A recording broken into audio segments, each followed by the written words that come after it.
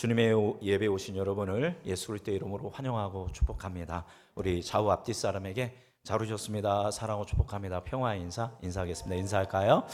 잘 오셨습니다. 예, 사랑하고 축복합니다. 예, 감사합니다. 특별히 오늘은 맥주 감사 주일입니다. 지난 6개월 동안 우리의 삶을 지키시고 돌봐주시고 인도하신 그리고 열매 맺게 하여 주신 주님께 감사하는 날입니다. 우리 함께 하나님께 감사와 영광의 박수 올려드리겠습니다. 주님 감사합니다.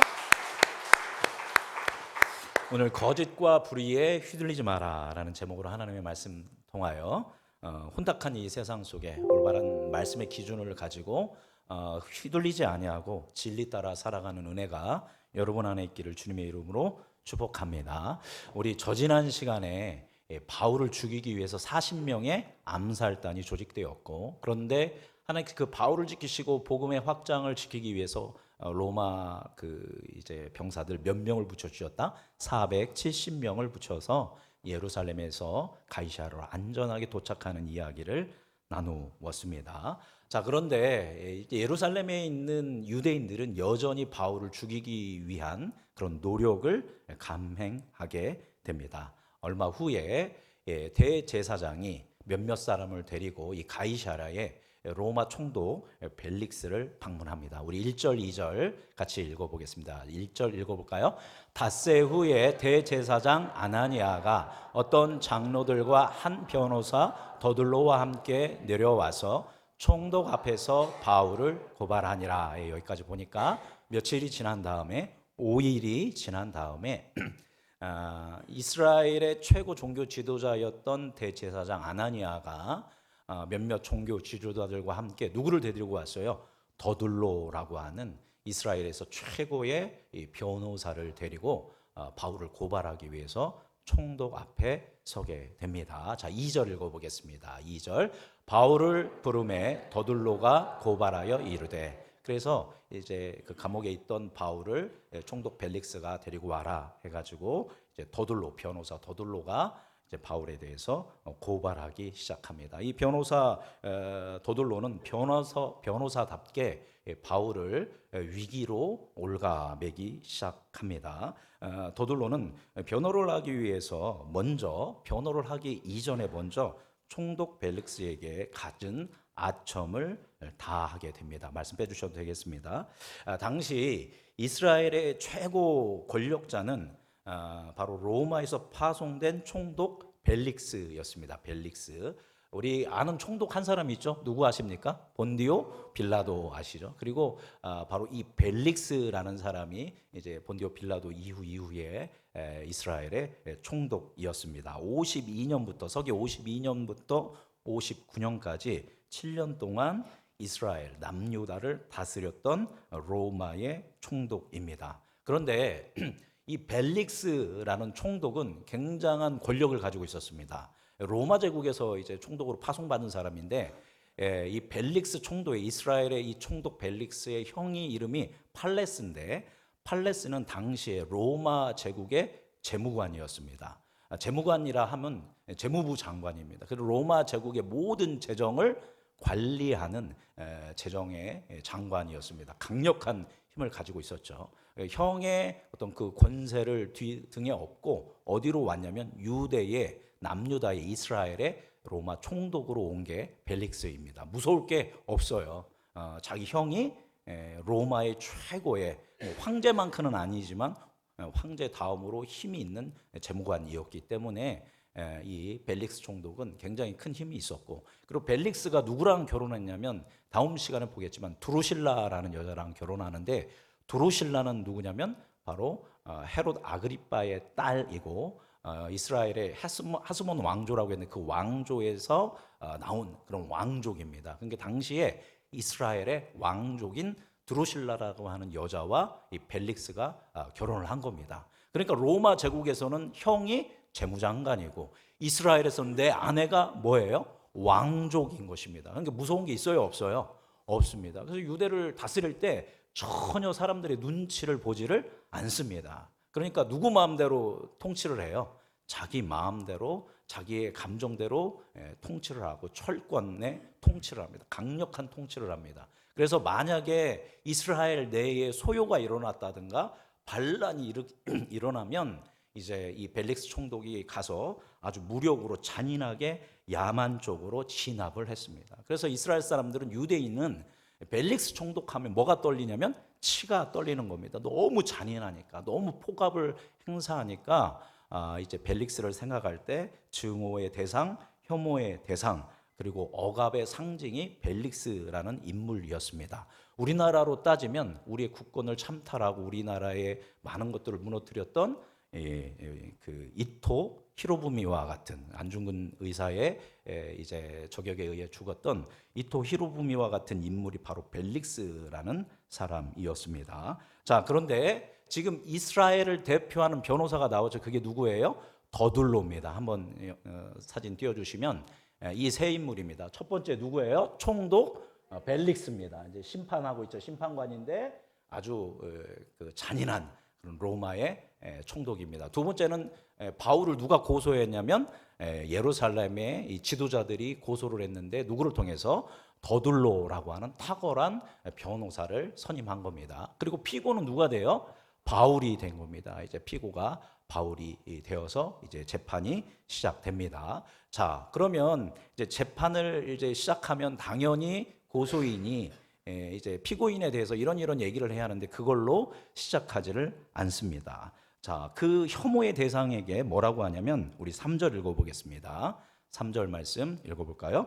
벨릭스 각하여, 우리가 당신을 힘입어 태평을 누리고 또 이 민족이 당신의 선견으로 말미암아 여러 가지로 개선된 것을 우리가 어느 모양으로 어느 곳에서나 크게 감사하나이다. 지금 이 벨릭스가 누구라고 했어요?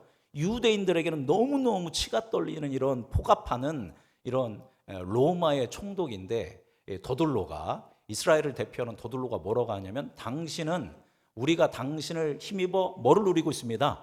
태평을 누리고 있습니다. 태평 성대입니다. 태평이 뭐냐면 큰 평화를 우리가 누리고 있습니다. 우리가 이렇게 이스라엘이 평화를 누리는 것은 누구 덕택입니다? 벨릭스 각하 덕택입니다. 두 번째, 또 이 민족이 당신의 선견으로 말미암아 여러 가지로 개선된 것. 그러니까 총독 각하, 당신의 선견 지명으로 말미암아 우리 이스라엘이 많이 개혁되어지고 개선되어지고 너무 좋은 나라가 되었습니다. 이것을 우리가 어느 모양으로나 어느 곳에서나 크게 감사합니다. 여러분, 그래서 총독에게 얘기하는 겁니다. 어디 가서 누구한테 어떤 영역을 물어봐도 이게 다 누구 덕택이다. 총독 벨릭스 각하 때문에 우리가 이렇게 잘 살고 평화를 누리고 있다라고 모두가 그렇게 말할 겁니다. 그러니까 지금 이 이스라엘의 그 변호사인 더둘로가 로마 총독 빌라도에게 뭐를 떨고 있는 거예요? 아부를 막 떨고 있습니다. 그런데 벨릭스는 어떤 사람이라고 했죠? 아주 잔인하게 이 유대인들을 짓밟은 사람인데 마치 막 우리의 평화의 왕이고 우리를 잘 다스리고 우리를 개선하고 너무너무 감사합니다라고 하면서 아첨을 떨고 있습니다. 사실 그런데 이거는 단순한 아첨이 아니라 변호사로서 상대의 마음을 조종하는 고도의 심리적인 그런 작업이다라는 겁니다. 더둘로는 지도자의 허영심을 간파하고 있었던 겁니다. 어떤 지도자든, 그죠? 정치 지도자든, 종교 지도자든, 경제 지도자든, 어떤 리더들은 자기 구성원들한테 뭐를 받고 싶어요? 인정을 받고 싶어하는 욕구입니다. 그 허영심이죠. 그래서 지도자를 향해서 당신은 이 나라를 정말 잘 다스리고 있습니다. 최고의 지도자입니다. 우리는 그걸 잘 알고 있고 당신의 이 리더십에 대해서 만족하면서 우리는 모든 일에 감사할 뿐입니다. 당신은 최고의 지도자입니다. 이렇게 얘기해주면, 그리고 지도자 입장에서는 얼마나 그게 기분이 좋겠습니까? 나는 탁월한 리더구나. 나를 통해 평화가 이루어지고 있구나. 나를 통해서 이 사람들이 너무 감사하고 있구나 라고 하면서 기분이 좋고 힘과 응원과 지지를 받는 그러한 착각에 빠져들게 됩니다. 아첨이, 그죠? 아부를 통해서. 그런데 더둘로는 이걸 통해서 뭐를 하냐면, 당신이 그렇게 잘 다스리고 있는데 저 바울이라는 사람이 그 당신의 완벽하고 평화로운 다스림을 뭐하고 있습니다? 깨트리고 있습니다. 당신 너무 잘 다스리는데 저 바울이라는 사람 정말 큰 문제입니다. 당신에게 오명을 끼칠 수 있는 그런 나쁜 사람입니다 라고 하는 밑밥을 깔고 있습니다. 바울을 치기 위한 밑밥을 깔고 있는 겁니다. 이 이야기를 들으면 바울의 입장에서는 나는 좋은 지도자니까 저 죄수 바울에게 유죄 선고를 내려야 내 명성에 흠이 없겠구나 이렇게 생각하게 만드는 교활한 전략이다라는 겁니다. 누군가가 갑자기 뜬금없이 나에게 아첨하고 나에게 아부를 하면 그때는 우리 좀 빨간불을 켜야 합니다. 야, 이 사람이 나를 뭐 하려고 하는구나, 조종하려고 하는구나, 뭔가 자기 뜻을 이루기 위해서 내 마음을 사고 내 판단력과 이런 것을 흐리게 하는구나, 분별력을 흐리게 하는구나, 그렇게 빨간불을 켜야 합니다. 물론 우리는 서로 응원하고 지지하는 그룹이 되어야 하지만 그거 말고 진정한 칭찬, 진정한 응원, 지지가 아니라 뭐를 할 때는 아첨과 아부 같다는 느낌이 들 때는 이 사람이 나를 뭐 하려고 하구나, 조종하려 하는구나라는 어떤 빨간불을 켤 수 있는 지혜가 여러분에게 있기를 바랍니다. 이렇게 먼저 더들로는 아주 교활한 방법으로 이제 그 총독의 마음을 이렇게 헷갈리게 만듭니다. 그런데 더 무서운 고소고발은 그 다음에 본격적으로 시작됩니다. 우리 5절 말씀 같이 읽어보겠습니다. 자, 5절 읽어볼까요? 우리가 보니 이 사람은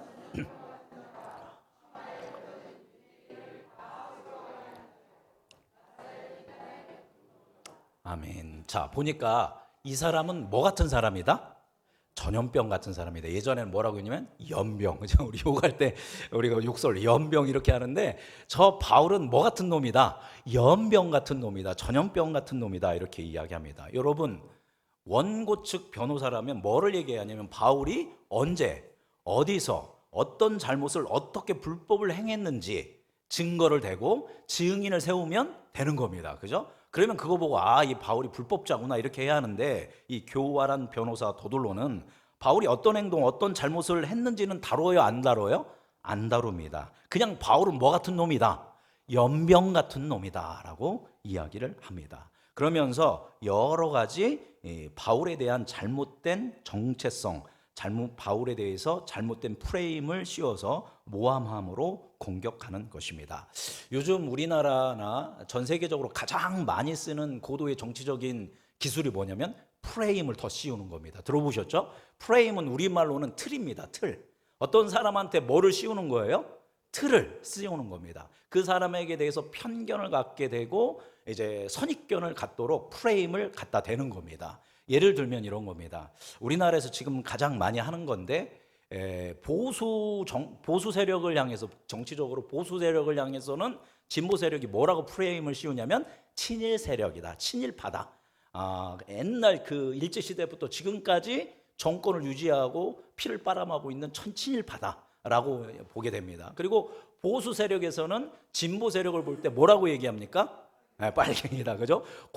주사파, 좌파다라고 이제 이야기를 합니다. 그래서 쟤들이 저렇게 하는 이유는 다 사회주의, 공산주의 사회를 만들려고 하는 짓이다. 그게 뭐예요? 프레임인 겁니다. 그래서 보수 당에서 어떤 좋은 것들을 하든지 또 진보적인 당에서 뭐를 하든지 그게 중요해요, 안 중요해요? 안 중요해요. 뭔 일을 해요.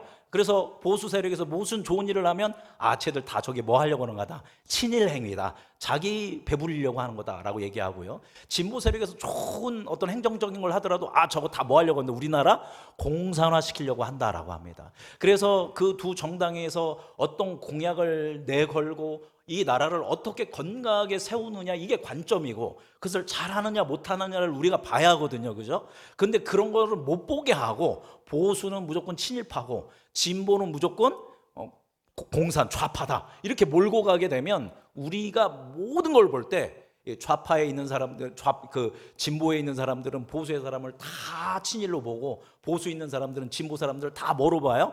이제 좌파로, 공산당으로 보게 됩니다. 그러면 이 나라가 잘 될 수가 있어요, 없어요?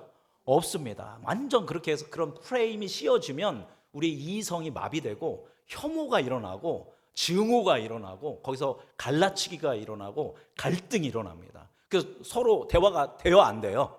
대화가 안 됩니다. 아마 여기에도 보수적인 분과 진보적인 분이 있는데 정치적으로 진보적인 사람들과 보수적인 사람들이 얘기하면 나중에는 결국 뭐가 일어나요? 싸움이 일어나게 된다라는 겁니다. 뭐에 갇혀 있는 거예요? 우리가 프레임에 갇혀 있는 겁니다. 선입견과 편견에 사로잡혀서 보수는 진보가 무조건 나쁘고 진보는 보수가 무조건 나쁘고, 그러니까 상대가 같이 협치하고 같이 상생할 대상이 아니라 싸워서 모아야 할 대상이에요. 이겨야 할 대상이에요. 그러니까 맨날 싸우는 겁니다, 우리는. 그래서 정치인들이 계속 싸우니까 누구도 싸워요? 국민들도 싸웁니다. 젠더 갈등이라고 해서 남자와 여자가 싸우고 있고, 세대 갈등으로 해서 구세대와 신세대가 싸우고 있고, 지역 갈등으로 지역 간에 싸우고 있고, 이념적으로 갈등으로 싸우고 있고, 그런 싸울 수 있는 가장 좋은 방법은 계속 상대방에게 뭐를 씌우는 거예요? 프레임을 씌워서 좋은 일을 해도 무조건 나쁘게 만드는 겁니다. 그런데 지금 누가 그걸 하고 있어요? 더둘로가 바울이라는 사람에게 뭐를 씌워요?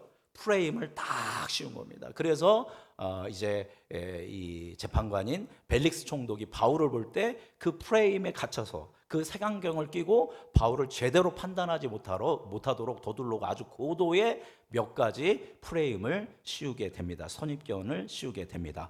특정한 정체성을 씌움으로 말미암아 그 사람에 대해서 선입견을 만들게 하는 거고, 사람이, 다시 말씀드리지만, 그런 프레임에 갇히게 되면, 대중이 색안경을 끼게 되면 이성이 마비되고 진실을 보지 못하게 되는 건데요. 만약 지금 이 더둘로가 가지고 있는 이 프레임에 이 총독 벨릭스가 씌우게 되면 바울 한 사람만이 문제가 아닙니다.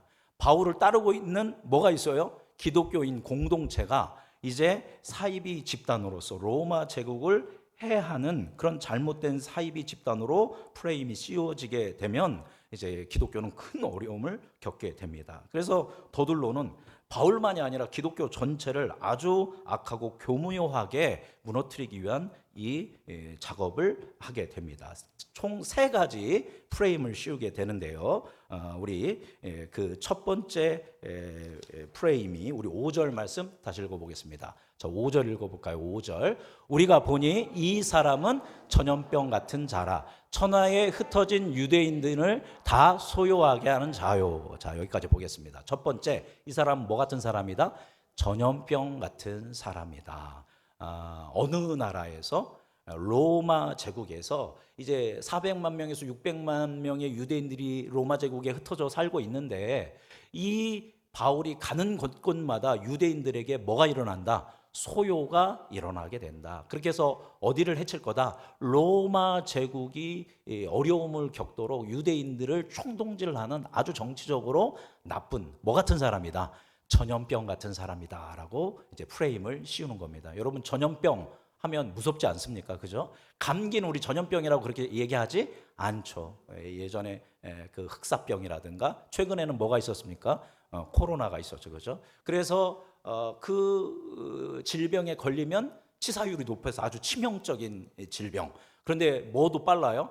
전염되는 속도도 굉장히 빠른 것을 전염병이라고 하기 때문에 우리 인간들은 전염병이다, 연병이다라고 하면 벌써 본능적인 공포심을 느끼게 되죠. 바로 로마 제국의 이 바울은 뭐 같은 존재다? 그런 전염병과 같은 존재다. 로마 제국의 치명적이고, 바울 가만히 두면 이 유대 제국에 있는, 로마 제국에 있는 모든 유대인들을 이 사람 혼동스럽게 할 나쁜 사람이다라고 하는 정치적인 프레임을 씌우게 됩니다. 두 번째 프레임입니다. 나사렛 이단의 뭐다?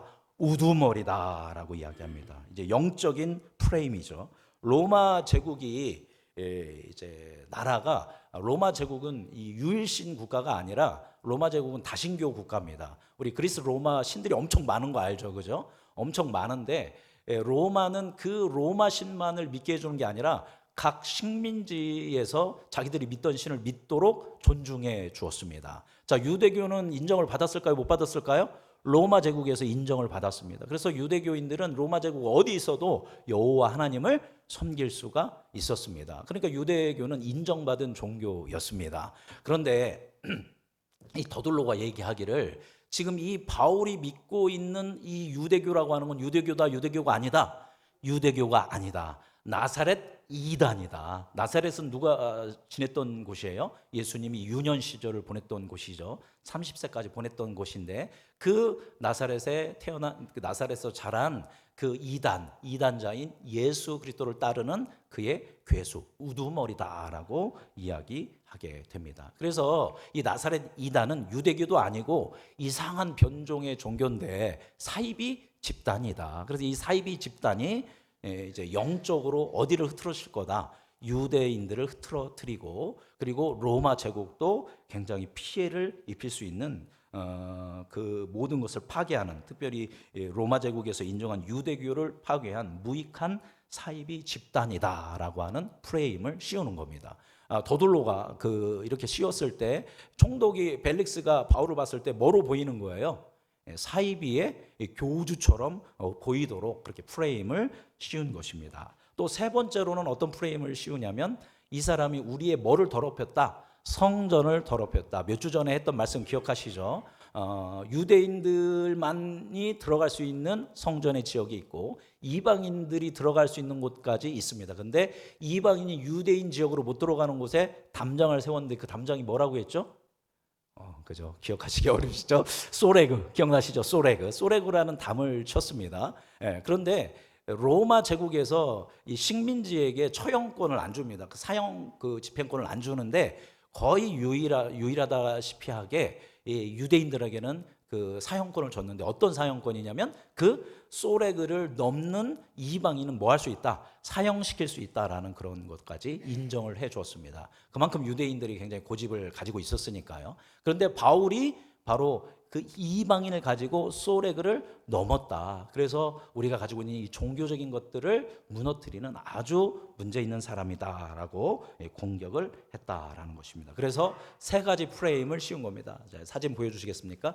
첫 번째 프레임은 어떤 프레임이에요? 정치적인 프레임. 자, 그래서 저 바울과 기독교는 우리 로마 제국의 뭐 같은 사람들이다? 연병 같은 존재들로서 정치적으로 혼란을 가져올 것이다. 두 번째, 영적인 프레임으로 저 바울과 바울이 믿는 것은 유대교가 아니라 아주 사이비 집단이고 그 이단의 우두머리가 누구다? 바울이다라고 하는 프레임을 쓰였고, 세 번째 종교적인 프레임, 우리의 이 거룩한 성전을 누가? 바울이라는 사람이 모독했다. 유대인을 데리고 소레그를 넘어서 거룩한 성전에 들어왔다라고 세 가지를 이제 고소 고발한 겁니다.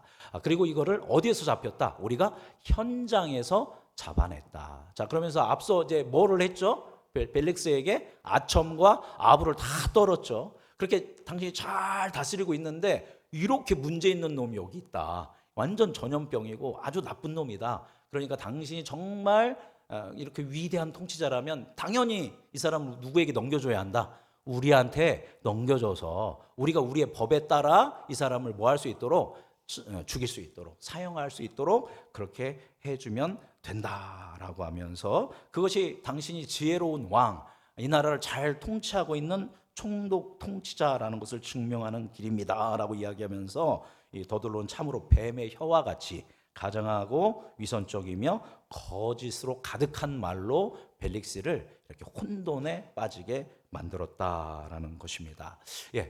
요즘 사진 빼주셔도 되겠습니다. 요즘 사회를 보면 이와 똑같은 것 같습니다.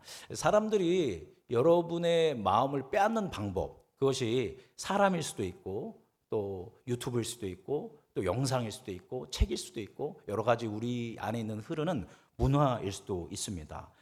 사람들은 그렇게 아첨하면서 우리의 마음을 빼앗으려 하고 왜곡함으로 말미암아 자기를 따르게 만들고 돈을 뜯어냅니다.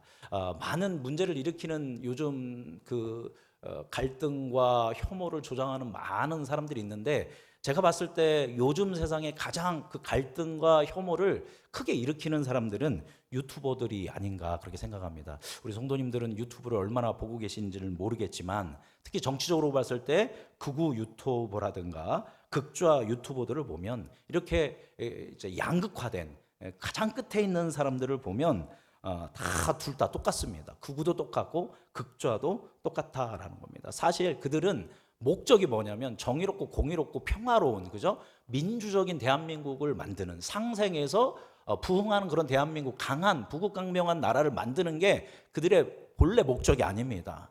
그들은 그걸 통해서 뭘 벌고 있어요? 돈을 벌고 있습니다. 여러분이 유튜브로 뭔가를 보고 거기에다가 조회수를 올려주면 그 조회수가 그들에게 그대로 뭘로 가요? 돈으로 가게 됩니다.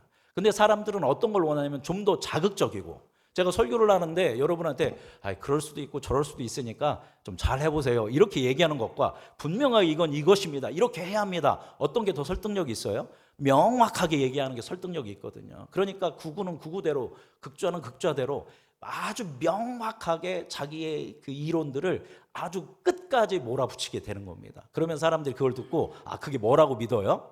진짜라고 믿어요. 왜냐하면 뭐가 씌워졌으니까, 색안경을 쓰고 프레임에 갇히게 되니까. 그 프레임을 가지고 이쪽 사람을 보고, 프레임을 가지고 저쪽 사람을 보고, 프레임을 가지고 남성을 보고, 프레임을 가지고 여성을 보고, 프레임을 가지고 구세대를 보고, 프레임을 보고 신세대를 보고, 지역을 보고. 그러니까 서로가 서로를 이야기하고 이해하고 소통할 수가 없는 것입니다. 그렇게 만드는 게 그런 유튜버들이고, 더욱더 돈을 벌기 위해서 더 자극적이고 더 극으로 가는 것들이, 그런 세력들이 바로 유튜버라는 겁니다. 혹세 무민하고 있죠. 갈라치게 하고 혐오하게 하고 증오하게 하고 공격하게 한다라는 겁니다. 심지어 기독교 유튜버 목회자들도 그런 사람들이 있는 걸 보면 아연실색하지 않을 수가 없다라는 것입니다. 이 세대에 우리 기독교인들은 깨어 분별력을 가지고 반응하여야 할 줄 믿습니다. 그런 극우의 어떤 것들, 극좌의 어떤 것들, 아주 양극화된 어떤 것들에는 우리가 뭘 뺏기지 말아야 한다? 마음을 뺏기지 않아야 한다라는 것입니다. 영적인 분별력을 가지고 어떠한 아첨에도 흔들리지 말아야 하고, 어떠한 프레임에도 갇히지 않도록 성경적인 기준을 바로잡아야 하고, 우리의 기준은 딱 하나밖에 없습니다. 누구밖에 없어요?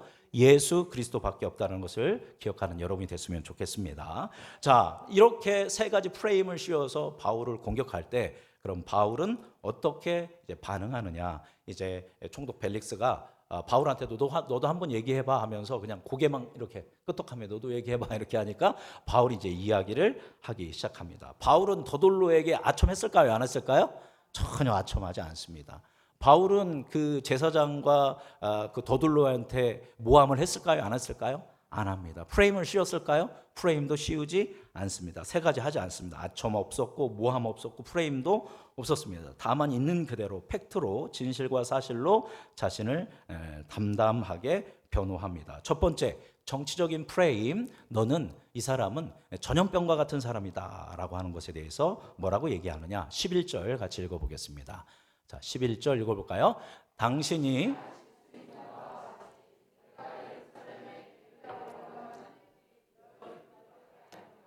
내가 막 연병 같고 모든 유대인들한테 소요와 소동과 폭동을 일으킨다고 하는데 내가 예루살렘에 온 지 며칠밖에 안 됐다. 열 이틀밖에 안 됐다. 고대 시대에 뭔가를 하려면 뭐가 필요해요? 시간이 굉장히 많이 필요합니다. 뭔가를 하려면, 그죠? 지금은 뭐 스마트폰으로 우리가 다 할 수 있지만 그때는 그런 시대가 아니니까. 제가 온 지 며칠밖에 안 됐습니다. 12일밖에 안 됐습니다. 당신도 알고 있지 않습니까? 그리고 거기서 정결례를 며칠 동안 했어요? 7일 동안 성전에서 정결례를 했기 때문에 제가 그러한 뭐 소요 일으킬 시간이 있습니다? 없습니다? 없습니다. 자기 알리바이를 얘기하고 있는 겁니다. 자, 12절 읽어보겠습니다. 12절. 그들은 내가 성전에서 누구와 변론하는 것이나 회당 또는 시중에서 무리를 소동하게 하는 것을 보지 못하였으니. 자, 두 번째 뭐였습니까? 이제 첫 번째죠. 이게 전염성, 소요를 일으킨다고 했는데, 나는 성전에서 누구랑 토론했다 안 했다? 한 적 없다. 또는 회당이라든가 시중, 그 예루살렘 시내에서 무리를 소동하는 거 있었다 없었다? 없었다. 지금 나를 고소하는 게 소요를 일으키고 소동을 일으킨다고 하는데 12일밖에 없었고, 나는 누구를 만나서 뭔가를 막 토론하고 뜨겁게 한 적도 있다 없다?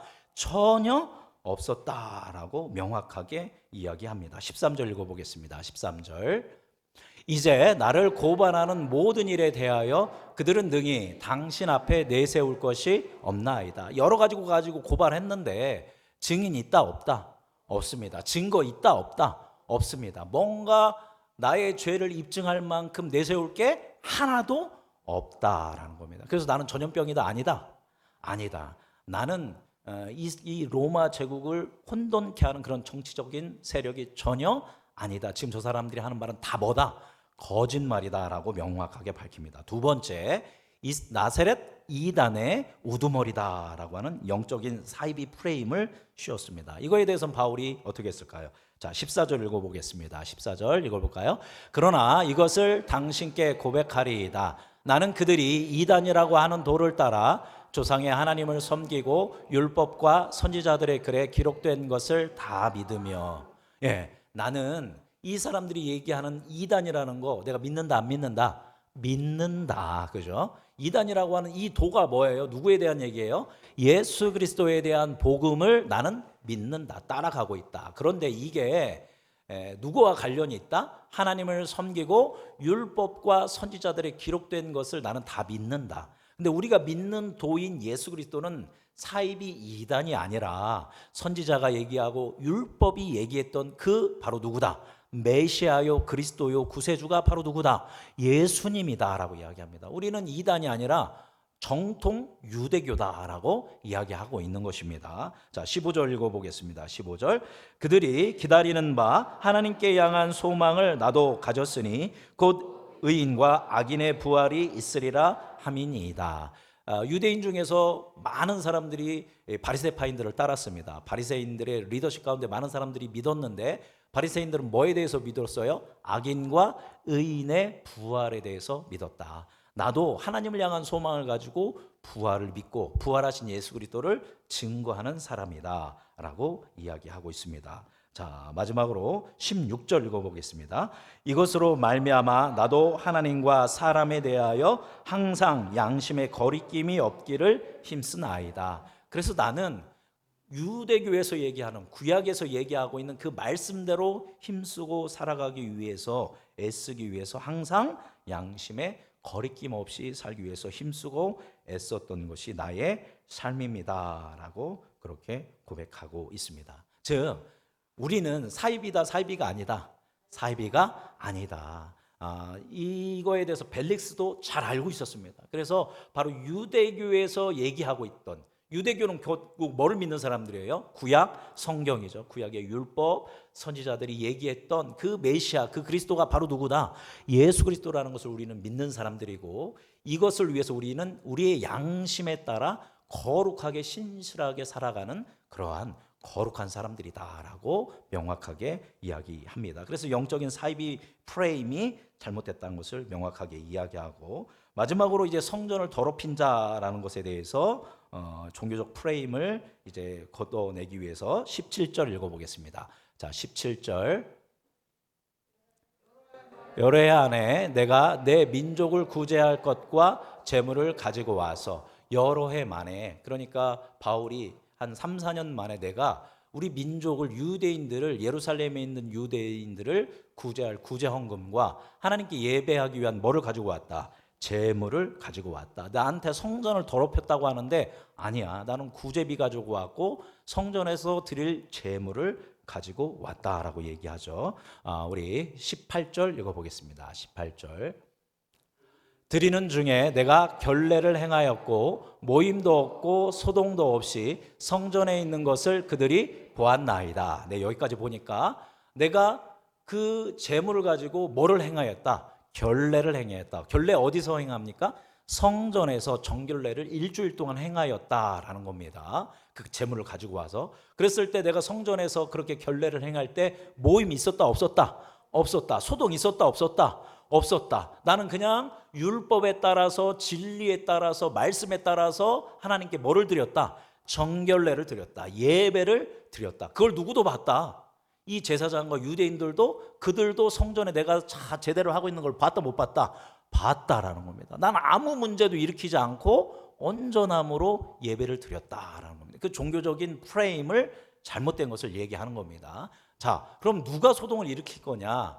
그러나부터 읽어보겠습니다. 그러나 아시아로부터 온 어떤 유대인들이 있었으니 그 바울에 대해서 막 공격했던 사람은 제사장이라든가 예루살렘에 있던 유대인들이 아니라 어디에서 온 유대인들이? 아시아에서 온 유대인들이 오히려 뭐를 일으켰다는 거예요? 소동과 소요와 폭동을 일으킨 거는 내가 아니라 아시아에서 온 유대인들이 일으켰다라는 것입니다. 그러면서 우리 19절 읽어보겠습니다. 자, 19절 읽어볼까요? 그들이 만일 나를 반대할 사건이 있으면 마땅히 당신 앞에 와서 고발하였을 것이요. 만약에 그 아시아의 유대인들이 내가 정말 실제로 소요와 폭동을 일으켰다면 지금 이 더둘로라든가 제사장이 아니라 누가 와서 고발해야 한다. 아시아에 있는 디아스포라 유대인들이 고발해야 했는데 그렇게 하지 않았다라는 것입니다. 그리고 나는 공회에서도 내가 죄가 없다라는 게 명확하게 밝혀졌다라고 이야기합니다. 자, 20절 21절 읽어보겠습니다. 그렇지 않으면 이 사람들이 내가 공회 앞에 섰을 때에 무슨 옳지 않은 것을 보았는가 말하라 하소서. 오직 내가 그들 가운데 서서 외치기를 내가 죽은 자의 부활에 대하여 오늘 너희 앞에 신문을 받는다고 한 이 한 소리만 있을 따름이니이다 하니. 내가 공회에서 얘기한 것은 딱 한 말밖에 안 했다. 내가 뭐에 대해서 얘기하고 있다. 죽은 자의 부활, 예수 그리스도의 부활에 대해서 내가 지금 이 공회에서, 이전에 산헤드린 공회에서 심판을 받는다, 신문을 받는다고 딱 몇 마디 했다. 그 한마디를 했다. 나는 어떤 소요와 소동도 일으키지 않았다. 나는 성전을 범하지, 더럽히지 않았다라고 이야기합니다. 그래서 그 세 가지입니다. 자, 사진 띄워주시면 더둘로가 정치적인 소요, 전염병 같은 사람이다라고 했지만 나는 12일밖에 안 됐고 누구와 모여서 토의한 적도 없다. 또 영적으로 나사렛 이단의 괴수다라고 했지만 우리는 유대교와 동일하게 율법을 따라 살고 또 선지자와 그 믿음의 글을 따라서 이제 부활에 대한 소망을 가지고 있고 그들이 바로 성경에서 얘기하는 메시아가 누구다? 예수 그리스도다. 우리는 이제 양심적으로 거리낌 없이 거룩하게 살았다. 사비가 아니다라고 얘기하고 종교적 모독에 대해서 성전을 더럽혔다라고 하는데 나는 오히려 정결 예식을 일주일 동안 했고 그 모든 사람들이 봤고 우리가 소요를 일으킨 게 아니라 내가 소요를 일으킨 게 아니라 바로 디아스포라 유대인들이 소요를 일으킨 것이다라고 명확하게 이야기를 하게 됩니다. 그래서 결론적으로 얘기하면 바울은 세 가지 하지 않죠. 선동하지도 않았고 그다음에 모함하지도 않았고 그다음에 아첨하지도 않고 딱 있는 그 진리로 그 진실로 깨끗하게 저렇게 증언을 했고 오히려 저 상황 가운데 이 총독 벨릭스에게 복음을 증언하였다라는 것입니다. 자, 재판의 결과는 어떻게 됐을까요? 이제 빼주시면 되겠습니다. 자, 재판의 결과는 어떻게 됐을까요? 당연히 누가 봐도 무죄입니까? 유죄입니까? 무죄죠. 그죠? 바울은 당연히 무죄입니다. 재판장 벨릭스는 천부장 루시오의 편지를 통해서 바울이 무죄인 것을 이미 알고 있었습니다. 이거는 정치적인 문제가 아니라 이스라엘 사람들의 유대인들의 종교적인 문제라는 걸 명확하게 인지하였고 그래서 벨릭스는 이 사실에 따라서 무죄를 선언하면 됩니다. 그러나 굉장히 큰 정치적인 딜레마에 빠지게 됩니다. 만약에 벨릭스가 바울을 무죄라고 판결하게 되면 지금 유대인 지도자들이 다 뭐예요? 들고 일어나게 된다라는 것입니다. 그래서 자기의 정치적인 생명에 위협이 될 수 있다라는 것을 알기 때문에 무죄인 걸 아는데도 판결을 하지 못하는 겁니다. 그럼 유죄 판결하면 되지 않느냐? 또 유죄도 판결할 수가 없어요. 알고 보니까 무죄예요, 유죄예요? 무죄라는 거, 죄가 없다라는 거, 바울이 죄가 없다라는 걸 명확하게 알고 있는데 거기에 또 바울이 뭐를 가지고 있습니까? 로마 시민권을 가지고 있습니다. 로마 시민권을 가지고 있는데 억울하게 하게 된다면 또 자기의 정치 생명에도 굉장히 큰 위협이 된다라는 겁니다. 그래서 이 사람이 어떻게 하느냐? 22절 읽어보겠습니다. 자, 22절 읽어볼까요?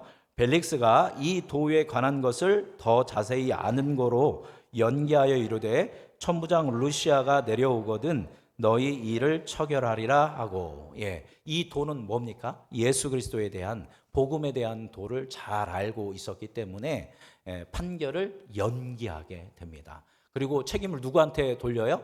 천부장인 루시아에게 돌립니다. 그래서 천부장 루시아가 오면 내가 이거 판결하겠다라고 하면서 판결을 유보하게 됩니다. 몇 년 동안 판결을 유보하게 되냐면 다음 시간에 보겠지만 2년 동안 판결을 유보합니다. 이게 핑계였던 거죠. 그리고 바울에게는 어떻게 하냐면 23절 읽어보겠습니다. 23절 읽어볼까요? 백부장에게 명하여 바울을 지키되 자유를 주고 그의 친구들이 그를 돌보아 주는 것을 금하지 말라 하니라. 자, 바울을 지키긴 지키고 감시하되 바울에게 뭐를 주어라? 자유를 줘라. 그래서 주위 사람들이 뭐 할 수 있도록 돌봐줄 수 있도록 교제할 수 있도록 금하지 말아라라고 하는 이런 아주 애매모호한 그런 중간에 판결을 내리게 됩니다. 판결을 유보하게 됩니다. 벨릭스도 매우 이제 그 비겁한 사람이 이제 명확하게 알고 있으면서도 다 판단할 수 있으면서도 이렇게 비겁한 판단을 내리게 됩니다. 바울 입장에서는 무죄 선고를 받아 마땅하지만 그런 억울한 입장이었지만 바로 이 2년의 시간은 바울이 로마로 갈 수 있도록 몸과 마음과 영이 회복하는 충전의 시간이 됩니다. 왜냐하면 지금 바울이 1차, 2차, 3차 전도 여행도 했고 또 얼마 전에 예루살렘에서 많은 고통도 당했기 때문에 이 2년의 시간 동안 바울은 많은 회복을 누리게 되는 또 그런 충전의 시간이 되게 됩니다. 예, 말씀 정리하도록 하겠습니다. 오늘 말씀을 이제 보았을 때 더들로의 방법, 더들로는 두 가지를 썼습니다. 아첨하고 또 뭐를 했다? 왜곡되게 거짓 이제 편견 프레임을 씌워서 바울을 힘겨운 상황 가운데 가게 했다라는 것입니다. 이러한 것에 대해서 바울은 오직 뭘로 대결했어요? 사실, 진실, 신실함으로 대결했던 것을 볼 수 있습니다. 우리는 그리스도인으로서 이 시대 자체가 우리의 생각, 우리의 삶을 휘둘리기 위해서 때로 아첨하고 왜곡하는 이런 시대 속에서 우리는 살고 있습니다. 이런 시대 속에서 우리는 복음을 증언하는 삶을 살기 위해서 어떤 태도를 가져야 하는가? 바울을 통해서 무엇을 배울 수 있는가? 바울에게는 선명한 기준이 있었습니다.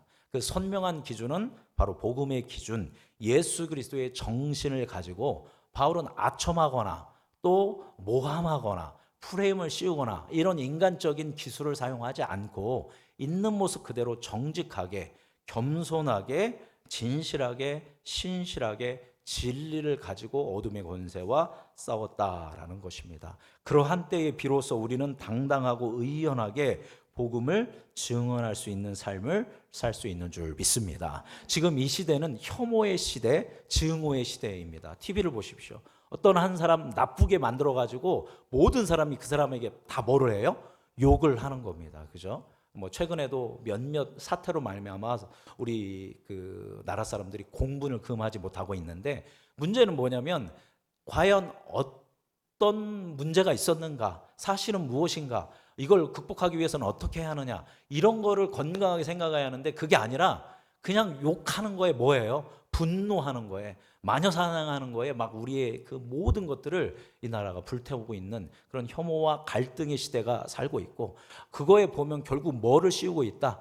어둠의 권세는 프레임으로, 그죠? 아첨함으로 우리의 생각을 흐트리고 있습니다. 이런 시대 속에서 여러분 혐오에 휩쓸리지 마십시오. 누구를 미워하거나 어떤 공동체를 증오하거나 저주하거나 내 그럴 줄 알았지 그렇게 할 것이 아니라 우리는 누구의 정신으로 살아야 돼요? 예수 그리스도의 정신으로 긍휼히 여기고 안타깝게 여기고 그들이 회복될 수 있도록 기도하고 그렇게 함께 나아가는 것이 누구의 정신이다? 예수 그리스도의 정신인 줄 믿습니다. 우리 모두가 아첨에 휩쓸리지 말고 뜬 소문에 반응하지 말고 진리를 붙들고 마음의 중심을 잡고 거룩하게 세상 속의 빛과 소금으로 이 혼돈한 세계를 바로잡는 그런 삶을 살 수 있는 우리 모든 성도님들 되시기를 주님의 이름으로 축복합니다. 기도하겠습니다. 살아계신 주님, 오늘 사도행전 말씀 통하여 거짓과 불의에 휘둘리지 마라라는 제목으로 하나님 말씀 나누었습니다. 혐오가 가득한 세상, 갈라치기와 증오와 싸움이 가득한 이 세상 속에 기독교인으로서 예수 그리스도를 따르는 사람으로서 그거에 휩쓸려서 우리도 동조하고 우리도 미워하고 우리도 증오하는 존재가 아니라 예수 그리스도를 따라서 사랑하고 용서하고 용납하고 이해하고 포용하고 중보기도 하며 그렇게 빛과 소금으로 세상을 바로잡는 거룩한 삶을 살 수 있는 주의 백성, 주의 자녀로 살아갈 수 있는 우리 모두 되도록 함께하여 주시옵소서. 그렇게 우리에게 임하시고 우리를 사용하실 사랑 많으신 우리 구주 예수 그리스도의 이름으로 감사하며 기도드립니다. 아멘.